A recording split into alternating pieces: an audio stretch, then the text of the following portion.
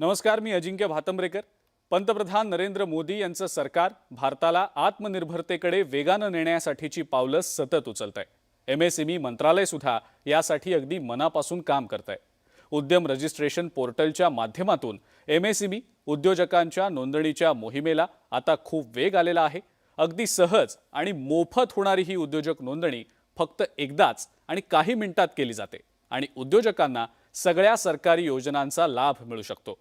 विशेष म्हणजे उद्यम नोंदणीसाठी कोणतेही दस्तावेज किंवा कागदपत्र अपलोड करावे लागत नाही आणि तुम्हाला माहिती आहेच की नेटवर्क 18 ने उद्यम नोंदणीसाठी विशेष मोहीम सुरू केली आहे, आगे बढ़ो इंडिया। ज्या MSMEs ने अद्याप नोंदणी केलेली नाही आणि या नोंदणीचे नेमके काय फायदे आहेत हे ज्यांना माहिती नाही त्यांच्यासाठी आम्ही हा विशेष कार्यक्रम घेऊन आलेलो आहोत। आणि याच महत्त्वाच्या मुद्द्यांवर चर्चा करण्यासाठी आपल्या सोबत आज खास 3 पाहुणे आलेले आहेत। आपण सुरुवातीला त्यांची ओळख करून घेऊया। आपल्या सोबत आहेत सुरुवातीला महाराष्ट्र MSME चे संचालक PM पार्लेवार सर। नमस्कार।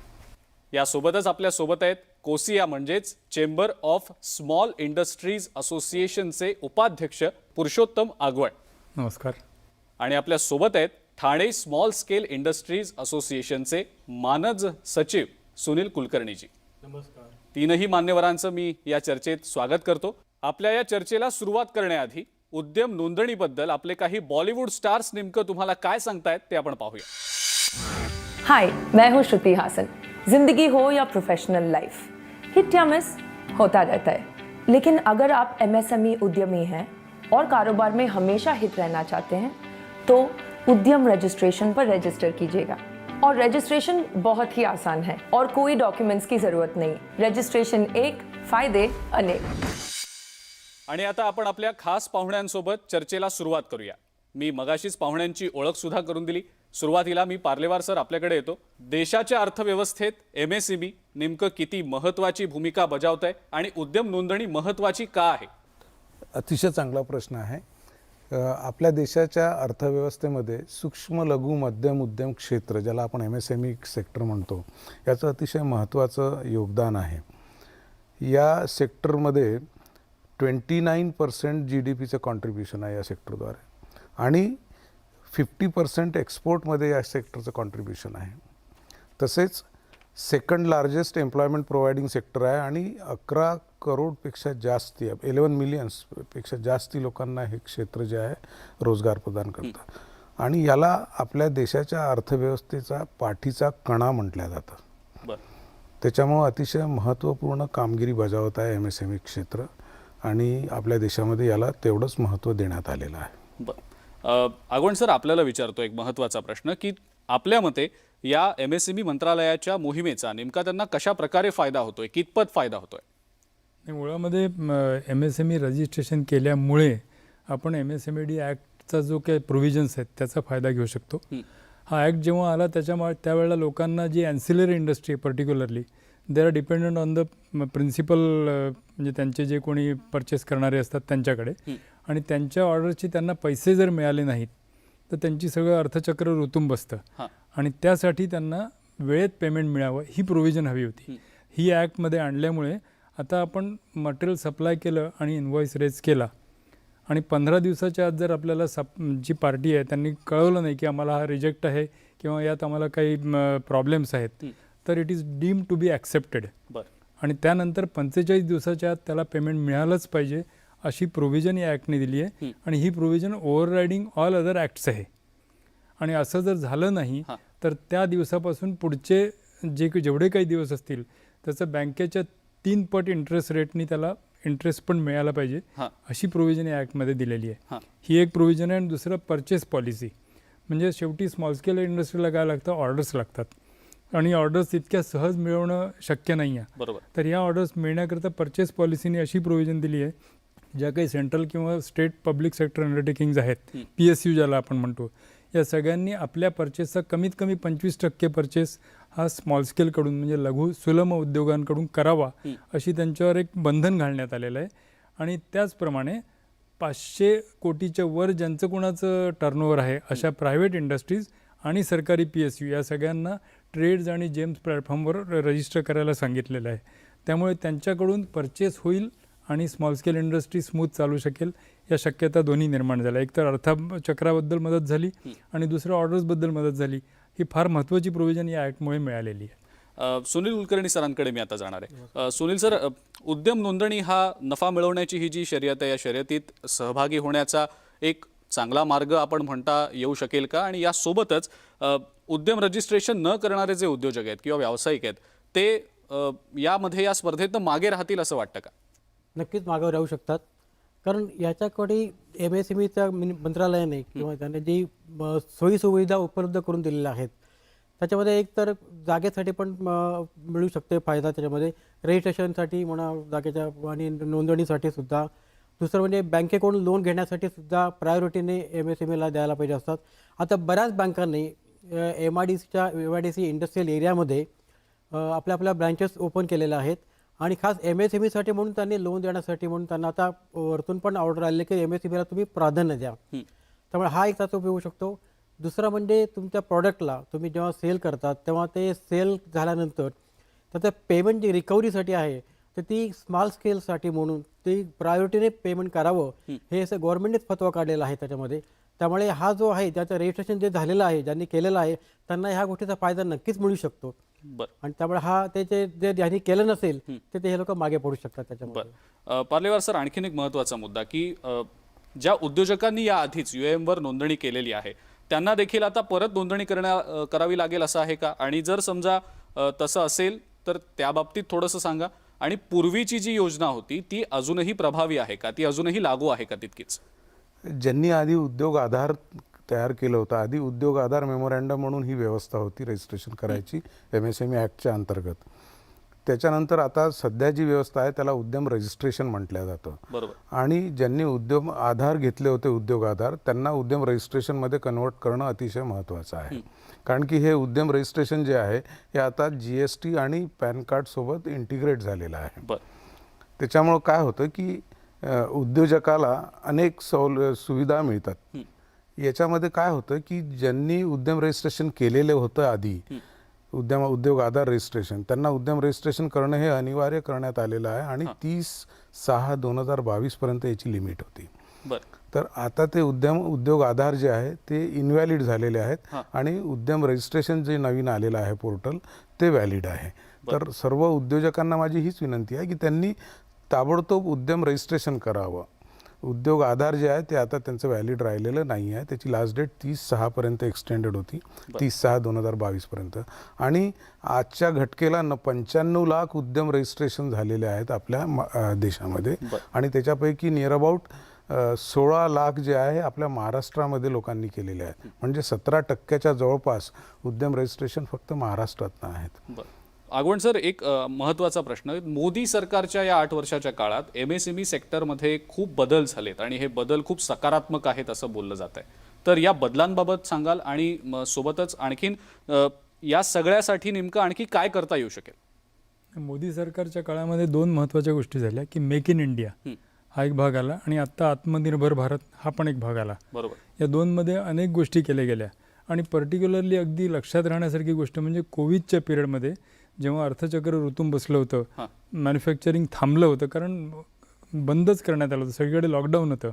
अशा परिस्थितीमध्ये आपलं येणं देण्यामधला जो फरक आहे आणि त्याच्यामुळे येणारं जे आर्थिक तणाव होता तो रिलीव्ह करण्याकरता तेव्हाच्या वेळेला जे काही आउटस्टँडिंग लोन्स होती त्याच्या 20% ॲडिशनल प्रोव्हिजन दिली गेली आणि त्यांनी खूप मोठा कम्फर्ट स्मॉल स्केल इंडस्ट्रीला मिळाला. तर हा एक महत्त्वाचा फायदा झाला. आणि स्टार्टअप इंडियामध्ये पण अनेक गोष्टींच्या सुविधा दिल्या गेलेल्या आहेत. फक्त काय होतं की आपल्याला लघुउद्योजकांना जाऊन व्यवस्थित स्कीम समजावून घ्यावी ही इच्छाच आतून कुठेतरी आली पाहिजे. बरोबर. सगळ्या गोष्टी ऑनलाईन दिलेल्या आहेत. आपण MSME मिनिस्ट्रीच्या साईटवर गेलो तर अतिशय स्वच्छ आणि सगळ्यांना समजेल अशा भाषेत, फ्रेंडली ज्याला म्हणतात अशा भाषेमध्ये माहिती सगळी दिलेली आहे. फक्त आपण तो प्रयत्न करायला पाहिजे मनापासून आणि तसं केलं तर अनेक सुविधा उपलब्ध आहेत आणि त्या सगळ्यांचा फायदा आपण जरूर घेतला पाहिजे असं मला वाटतं. बरं, कुलकर्णी सर आपल्याकडे येतो. एक आणखीन महत्त्वाचा प्रश्न, ही जी उद्यम नोंदणीची सध्याची प्रक्रिया आहे ती प्रक्रिया योग्य आहे, सुलभ आहे असं वाटतं व्यावसायिकांसाठी, उद्योजकांसाठी? जर नसेल तर काय नेमके बदल करावेसे वाटतात, काही आपल्याला सुचवावेसे वाटतात बदल? नाही, जे का आत्ताची सध्या जे काही प्रोसेस सुरू केलेली आहे ती अतिशय उपयुक्त आहे त्याच्यामध्ये. आणि सरळ आणि सोपी झालेली आहे. बरं. त्यामुळे कोणताही म्हणजे अगदी फार शिकलेला जरी नसेल तरी त्याला ते कारण कसं आहे की 10वी 12वी झालेल्या माणसाला ते बघून वाचून त्याच्याप्रमाणे त्यांनी ते फॉलो केलं म्हणजे ते काय साईटवर दिलेली आहे साईटप्रमाणे त्यांनी बघितलं तर त्यांना नक्कीच त्याचा फायदा होऊ शकतो आणि इतकी सोपी झाली असल्यामुळे त्यांना अडचण येण्याची काही शक्यताच नाही कुठे त्याच्यामध्ये. त्यामुळे ह्याच्यात अजून काही सुधारणा करावी असं म्हणजे मला तरी वाटत नाही त्याच्यामध्ये कुठे असेल तर याच्यात. बरं, तुम्ही पाहत आहात नेटवर्क 18चा विशेष कार्यक्रम आगे बढो इंडिया. थोड्याच वेळात परत येतोय. पाहत रहा न्यूज 18 लोकमत. आपल्या सगळ्यांचं पुन्हा एकदा स्वागत. तुम्ही पाहत आहात उद्यम नोंदणीशी संबंधित आमचा विशेष कार्यक्रम आगे बढो इंडिया. ब्रेक नंतर आपण आपली चर्चा पुढे नेऊया. पालेवर सर, एक महत्त्वाचा मुद्दा की इतकी सुलभ आता ही प्रक्रिया नोंदणीची केली गेलेली आहे, इतक्या सुविधा सरकार देत आहे, इतकं सगळं असून सुद्धा जर काही उद्योजक किंवा व्यावसायिक नोंदणी करत नसतील तर त्यांचं कितपत नुकसान आहे असं वाटतं, कितपत हे योग्य असं वाटतं? हो, नक्कीच. ज्यांनी उद्यम रजिस्ट्रेशन केलेलं नाही आहे त्यांना सेंट्रल गव्हर्नमेंटच्या म्हणजे भारत सरकारच्या केंद्र सरकारच्या ज्या योजना आहेत MSME मंत्रालयाच्या त्याचा लाभ घेता येणार नाही.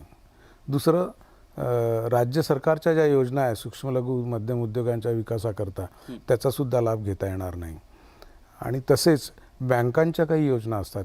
MSME सेक्टरला बँका ज्या आहे प्रायोरिटी सेक्टरमध्ये लोन देतात, बरोबर, त्याचासुद्धा फायदा होणार नाही. तर एकंदरीत हे जरी मॅन्डेटरी नाही आहे, व्हॉलंटरी जरी असलं तरी याचे अनेक फायदे आहेत आणि याचा जर फायदा घ्यायचा असेल तर त्यांना उद्यम रजिस्ट्रेशन करणं अनिवार्य आहे.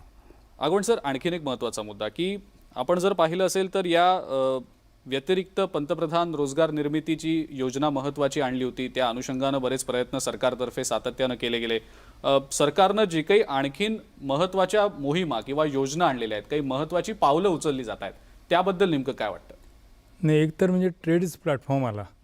तर ट्रेड्स प्लॅटफॉर्म असा आहे की ज्याच्यावर तुमचा म्हणजे जे कोणी रजिस्टर्ड समजा PSU किंवा कोणी असतील तर तुम्ही तुमचा इनवॉइस रेज करायचा आणि तो इनवॉइस सगळ्या बँका बघतील आणि तुम्हाला बघून त्याच्यामध्ये ते त्यांचा इंटरेस्ट रेट डिक्लेअर करून तुम्हाला त्याचे पैसे देण्याची तयारी दर्शवतील. तुम्ही त्यातला सिलेक्ट करायचा की कुठल्या बँकेचं मी घेऊ मदत आणि तुम्हाला लगेच तुमच्या इनव्हॉइसचे पैसे मिळू शकतात. ही ट्रेड्सची सोय आहे. याचा जरूर सुलभ उद्योगांनी फायदा घ्यावा. दुसरं असं की सरकारी परचेस जो होतो त्याला टेंडरची प्रोसेस असते आणि ती खूप क्लिष्ट असतं असं लोकांना वाटतं. तर आपले प्रॉडक्ट जर स्टँडर्ड प्रॉडक्ट्स असतील तर ते आपण जेमवर जर पोर्टलवर टाकलेत तर आणि त्याच्यावर आपली प्राईस दिली तर कुठल्याही टेंडरच्या प्रोसेसमध्ये न जाता आपण डायरेक्टली तिथून म्हणजे सरकार डायरेक्टली त्यातून परचेस करू शकतं. या 2 छान म्हणजे प्लॅटफॉर्म्स आपल्याला देण्यात आलेले आहेत. तर अशा बऱ्याचशा सोयी आपण केलेल्या आहेत. नाही, पण मग सरकारकडनं या बाबतीत किंवा या व्यतिरिक्त ज्या योजना आहेत त्या बाबतीत आणखी काय अपेक्षा आहेत? सरकारकडून अपेक्षा अशी आहे की आत्ता सध्या इन्व्हेस्टमेंट सायकलला चालना देणं खूप गरजेचं आहे आणि इन्व्हेस्टमेंट सायकलमध्ये शेवटी MSMEला समजा एक 25 लाखाची मशिनरी घ्यायची आहे तर त्याला 15% सबसिडी मिळते. बरोबर, म्हणजे CLSS स्कीम म्हणतात त्याला, म्हणजे कॅपिटल सबसिडी म्हणतात. तर ती जेवढं तुम्ही 25 लाखाचा परचेस केला त्याच्या 15% सरकार तुम्हाला मदत करेल. ही स्कीम खरं खूप सुंदर स्कीम आहे पण सध्या ती काही कारणांनी थांबलेली आहे. तर ही जरूर चालू व्हावी असं अगदी मनापासून वाटतं. नवीन लोकांना त्याचा खूप फायदा होऊ शकेल. कुलकर्णी सर, या कार्यक्रमाद्वारे तुम्ही जे उद्योजक आहेत MSMEच्या माध्यमातून स्वतःचा काही उद्योग सुरू करू पाहतायत त्यांना नेमकं काय सांगू इच्छिता? कोणकोणत्या अशा गोष्टी आहेत की ज्या गोष्टी त्यांनी करायला हव्यात ज्यामुळं कदाचित त्यांना फायदा होऊ शकेल आणि त्यांच्या फायद्यामुळं पर्यायाने सरकारला देशाला फायदा होऊ शकेल? यासाठी सर्वात पहिल्यांदा ज्यांना कोणाला नवीन उद्योग चालू करायचा आहे त्यांनी ह्या उद्योग रजिस्ट्रेशन करायला पाहिजे त्याच्यामध्ये अगोदर. बरोबर, म्हणजे मग त्याला जे मिळणारे फायदे आहेत ते त्यांना मिळू शकतात. आणि हेच कसं की ते आता जसं अगोदर साहेबांनी सांगितलं की ते तुम्ही तुमच्या पोर्टलवर तुमच्या प्रॉडक्टची माहिती दिली आणि प्राईस लिस्ट दिली तर तुम्हाला डायरेक्ट गव्हर्नमेंटकडून परचेससुद्धा मिळू शकतो, म्हणजे परचेस होऊ शकतो त्यातला तिथे. हा एक मोठा फायदा होऊ शकतो त्यातून तिथे. आणि ह्याच्यामध्ये दुसराही फायदा आहे की हे जे पॉलिसीच्यामुळे बँकेकडून तुम्हाला जे फॅसिलिटी मिळते नंतर पेमेंटसाठी पण तुम्हाला प्रायोरिटी मिळतं त्याच्यामध्ये तिथे. आणि ह्या ज्या गोष्टी आहेत आणि जर तुम्ही याच्यात राहिला प्रवाहाबरोबर राहिला त्याच्यामध्ये ते तर तुम्हाला याचा नक्कीच फायदा होऊ शकतो. कारण असं आहे की सध्या जी परिस्थिती कॉम्पिटिशन आहे सगळं त्याच्यामध्ये ते आणि आता या स्टार्टअप इंडिया याच्यामुळे सुद्धा बऱ्याच लोकांनी हा आपले उद्योग चालू केलेले आहेत. तर मला यांना सांगायचा उद्देश आहे की तुम्ही स्वतःने अगोदर आपले रजिस्ट्रेशन करून घ्या. बरोबर, म्हणजे ह्याची तुमची जे काय प्रॉडक्टची माहिती सगळ्यांना मिळू शकेल आणि त्याचा तुम्हाला उपयोग करून घेता येईल त्याच्यामध्ये. बरं पार्लेवार सर, एक महत्त्वाचा मुद्दा, निर्यातीबद्दल थोडंसं बोलूया. MSMEची अनेक उत्पादनं सध्या निर्यात केली जात आहेत आणि मोठ्या प्रमाणात निर्यात होत आहेत. या निर्यातीच्या दरम्यान सरकारकडून काही विशेष सुविधा, विशेष सवलती या निर्यातीसाठी उद्योजकांना दिल्या जात आहेत? MSME मंत्रालयातर्फे जे सूक्ष्म लघु उद्योजक निर्यात करू इच्छितात त्यांना मार्केटिंग सपोर्ट दिला जातो. त्यांना विदेशात त्यांचे एक्झिबिशन्समध्ये ते स्टॉल लावू शकतात. त्या स्टॉल्सचं त्यांना रिएम्बर्समेंट मिळतं, येण्या जाण्याचा खर्चसुद्धा मिळतो आणि वुमन एंटरप्रेनर्सला स्पेशली 100% रिएम्बर्समेंट मिळतं. तर एक्सपोर्ट प्रमोशनवरती आम्ही बऱ्याच मोठ्या प्रमाणावरती काम करत असतो. आमचे डेलिगेशन पाठवायची स्कीम आहे इंडस्ट्री असोसिएशन्सची आमच्या मंत्रालयातर्फे. तसेच आमचे ट्रेनिंग प्रोग्राम्स होतात एक्सपोर्ट डॉक्युमेंटेशन वगैरे, कारण की सूक्ष्म लघु उद्योजक जे असतात हा वन मॅन शो असतो. जसं कॉर्पोरेट सेक्टरमध्ये प्रत्येक डिव्हिजन असतं, एक्सपोर्ट डिव्हिजन असतं, मार्केटिंग डिव्हिजन असतं किंवा ह्युमन HRD डिव्हिजन असतं. तसं सूक्ष्म लघु उद्योजकामध्ये नसतं, कारण की तो वन मॅन, तो एक्सपर्ट असतो. एकच जो मालक असतो तो ऑलराऊंडर असतो. तोही एक्सपोर्ट मॅनेजर असतो, तोही प्रोडक्शन मॅनेजर असतो, तोच प्रोक्युरमेंट मॅनेजर असतो. तर त्याला प्रशिक्षण देण्याची खूप आवश्यकता असते. तर त्यांना export documentation, export promotion, market कसं शोधायचं, बायर्स कसे शोधायचे, याच्यावरचे आमचे प्रशिक्षण चालतात. तर हे मोठ्या प्रमाणावरती आम्ही करत असतो. आपण काही फायनल कमेंट्स घेऊया, थोडा वेळ उरलाय आपल्याकडे. आपल्याकडनं सुरुवात करतो कुलकर्णी सर. काय नेमकं सांगायचंय प्रेक्षकांना जे भावी उद्योजक आहेत, काय नेमकं आवाहन कराल थोडक्यात? भावी उद्योजकांना मला हे सांगायचं आहे की तुम्ही न घाबरता तुम्ही पुढे या आणि तुम्ही तुमचं जे काही तुम्हाला प्रॉडक्ट करायचं असेल, जो काही व्यवसाय करायचा असेल त्याची पूर्ण माहिती अगोदर करून घ्या. तुम्हाला त्याचं रॉ मटेरियल कुठे मिळू शकेल त्याची माहिती करून घ्या. तुमचे गिराईक कोण आहेत ह्याची तुम्ही माहिती करून घ्या आणि ह्याची पूर्ण तयारीशी तुम्ही आलात मार्केटमध्ये तर तुम्हाला मला वाटतं काही अडचण यायला नको. आणि त्याचबरोबर MSMEचे तुम्ही जर रजिस्ट्रेशन केलेलं असेल तर MSMEचे जे उद्योग काय सेतू त्यांच्यावर आहे त्यांच्या पुष्कळ, त्यांच्याची मदत तुम्हाला घेता येते त्याच्यातून आणि त्याच्यातून तुम्ही निर्धोकपणे पुढे जाऊ शकतात. तुमचा धंदा तुम्ही तुमचा हा जे पुढे नेऊ शकता तुमच्या ह्याच्यामध्ये. दुसरं म्हणजे पूर्वी एक इन्स्पेक्टर राज होतो, तेव्हा लोकांना भीती वाटायची, अरे काही कोणी येईल का आपल्याकडे, काय होईल का. आता तशी भीती काही नाही आहे, तुम्ही बिनधोकपणे करू शकतात. आणि तुमची प्रोडक्टची माहिती तुम्ही सगळ्यांकडे पोहोचू द्यायला पाहिजे. म्हणजे तुम्ही अगदी तुमच्या घरच्या लोकांपासून तुम्ही तुमच्या मित्रांना सांगा, तुमच्या ओळखीच्यांना सांगा, मी हे करतोय ते करतोय. या प्रत्येकाची मदत तुम्ही घेऊन जर तुम्ही तुमचा धंदा सुरू केला तर नक्कीच मला वाटतं तुम्हाला यश मिळू शकतं त्याच्यामध्ये. बरं पार्लेवार सर, शेवटची कमेंट आपली. सूक्ष्म लघु मध्यम उद्योग क्षेत्रामध्ये भरपूर अपॉर्च्युनिटीज आहेत. पर्टिक्युलरली कोरोनानंतर आपल्याला हे शिकायला मिळालं की आत्मनिर्भर होणं अतिशय आवश्यक आहे. आणि माननीय प्रधानमंत्र्यांनी आत्मनिर्भर भारताची जी संकल्पना आपल्याला दिलेली आहे त्या संकल्पनेच्या अंतर्गत आपण जे इम्पोर्ट करत होतो आधी, स्पेअर्स आहे, पार्ट्स आहे, डिफेन्स सेक्टरचे आहे, डोमेस्टिक सेक्टरचे आहे, FMCG सेक्टरचे आहे, हे सर्व आता आपल्या देशात तयार करण्याच्या मागे आपण लागलेलो आहोत. आणि हे सर्व MSME सेक्टरमधूनच तयार होतं. बरोबर. तर अनेक अपॉर्च्युनिटीज आहेत. नवयुवकांनी पुढे यावं. आजकाल अशा योजना आलेल्या आहेत जसं PMEGPची आपण आत्ताच चर्चा केली की प्रधानमंत्री स्वयंरोजगार योजना जी आहे त्याच्या अंतर्गत 50 लाखाची आता लिमिट करण्यात आलेली आहे. आधी 25 लाख होती. तर 50 लाखापर्यंतच्या इन्व्हेस्टमेंटचा प्रोजेक्ट ते लावू शकतात.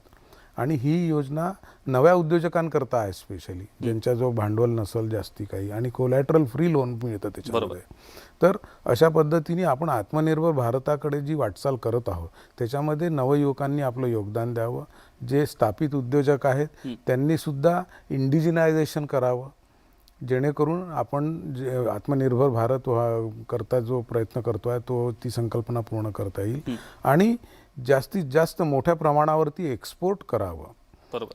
इम्पोर्ट कमी व्हावं आपल्या देशाचं आणि एक्सपोर्ट जास्ती व्हावं आपल्या देशाचं, ही आपली म्हणजे मानसिकता व्हायला पाहिजे, कारण की तेव्हाच आपल्या देशाचा विकासही होईल. खरं खरं. आगवण सर, शेवटची कमेंट आपली. मला वाटतं 6 डिजिट सॅलरी मी कशी मिळवेन याऐवजी 6 डिजिट सॅलरी मला देता कशी येईल. बरोबर. हा विचार तरुणांनी करायला पाहिजे. आणि याच्याकरता सगळ्या प्रकारच्या सुविधा आपल्या मंत्रालयात म्हणजे सेंट्रल म्हणा किंवा स्टेट दोन्हीकडून मिळालेल्या आहेत. तर आत्मनिर्भर भारत कशाला बनवायचा, भारत तर बनवायचाच, पण ते करताना आधी एलिमेंटल लेवलला आपण स्वतः आत्मनिर्भर व्हायचं. स्वतः मी माझ्या पायावर उभा राहून माझी स्वतःची कमाई करेन रादर दॅन गेटिंग एम्प्लॉईड एल्सवेअर. हा विचार म्हणजे तरुणांनी उद्योजकतेकडे वळायलाच पाहिजे. सरस्वतीची पूजा करणं आपण खूप दिवस केलं. सरस्वतीची पूजा केल्याखेरीज लक्ष्मीची पूजा करता येत नाही. पण लक्ष्मीची पूजा करण्याकरता जी लाज वाटत होती ती आता वाटण्याची गरज नाही आहे. उद्योजकामध्ये पडला असं आता मुलीचे वडील विचारणार नाही आहेत. उद्योजक आहे म्हणून मानाने त्याला जावई म्हणून स्वीकार करतील हे आपण लक्षात घेतलं पाहिजे. काळ बदललेला आहे, तर तरुणांनी जरूर पुढे यावं आणि उद्योजकतेकडे उद्योजक बनावं. अगदी खरं. आपण आता या कार्यक्रमाच्या शेवटाकडे आलेलो आहोत. मान्यवर आपल्यासोबत या कार्यक्रमात सहभागी झाले, त्या तिघांचे मी आभार मानतो. आगवण सर, धन्यवाद, आपण सहभागी झालात त्याबद्दल. पार्लेवार सर, कुलकर्णी सर, आपलेही आभार. तर या कार्यक्रमाद्वारे उद्योजक जे आहेत MSMEच्या अनुषंगानं, आपली नोंदणी करण्याच्या अनुषंगानं ही आता सगळी जी प्रोसेस आहे ती अतिशय सुलभ केली गेलेली आहे. या संदर्भातली माहिती देखील आपण मान्यवरांकडनं जाणून घेतली आणि या कार्यक्रमामध्ये त्यांच्या एक्सपर्ट कमेंट्स देखील आपण ऐकल्या. न्यूज 18 नेटवर्कचा हा खास कार्यक्रम आगे बढो इंडियाच्या शेवटच्या भागामध्ये इतकंच. MSMEच्या उद्यम नोंदणीसाठी काय काय गोष्टी नेमकं करणं आवश्यक आहे हे आपण शिकलो. त्यांचे उद्योजकांना नेमके काय फायदे आहेत हे सुद्धा आपण पाहिलं. आम्हाला आशा आहे की सूक्ष्म, लघु आणि मध्यम उद्योग करणारे व्यावसायिक देशाच्या विकासात महत्त्वाची भूमिका बजावतील. नेटवर्क 18नं आपल्या प्रत्येक प्लॅटफॉर्मवर उद्यम नोंदणीसाठीची मोहीम सुरू केली आहे. नेटवर्क 18चे 70 कोटी प्रेक्षक अनेक भाषांच्या माध्यमातून या मोहिमेमध्ये सहभागी झाले. धन्यवाद.